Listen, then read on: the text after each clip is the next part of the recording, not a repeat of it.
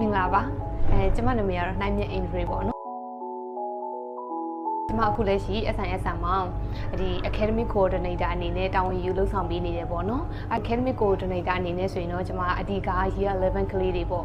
သူတို့တွေလိုအပ်တဲ့ဟာတွေကိုကျမအနေနဲ့ကူညီပေးရတယ်ပေါ့နော်ကျမအနေနဲ့ဒီမှာဝင်တာတော့မကြသေးဘူးပေါ့နော်။ဒါပေမဲ့ငါချင်းနေ့မှာပဲ step တွေအကုန်လုံးနဲ့ဒီမှာရှိရပေါ့ principal တွေအကုန်လုံးကရင်းနှီးနှီးနဲ့ပေါ်ရွေလေးရှိကြတယ်ပေါ့နော်။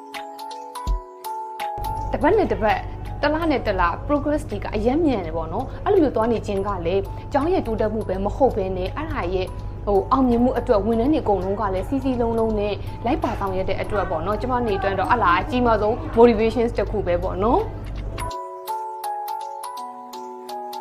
ကျမစစဝင်တဲ့အပတ်လေးမှာပဲ team building ဆိုတဲ့ဟာလေးရှိခဲ့တယ်ပေါ့နော်အဲ့ဒီနေ့မှာကျွန်တော်တို့ day trip အနေနဲ့ charity တခုကိုသွားခဲ့ပေါ့အဲ့ဒီမှာကျွန်တော်တို့ဘာလုပ်ပေးလဲဆိုတော့ကလေးတွေနဲ့ပေါ့ပြပပ game လေးတွေဆော့ပေးတယ်အဲ့လိုမျိုးဆော့ပေးခြင်းကအနေနဲ့ပို့ပြီးတော့ family ရဖြစ်စေတယ်ပေါ့နောက်ထပ်တစ်ချက်အဲ့ဒီနေ့ကကျွန်တော်တို့ SNSN ရဲ့မွေးနေ့လေးပေါ့နော်အဲ့ဆိုအရန်ကိုပြောစရာကောင်းခဲ့ပါတယ်ဒီမှာကျတော့ local တွေမဲမဟုတ်ဘူးinternational ပေါ့နော်က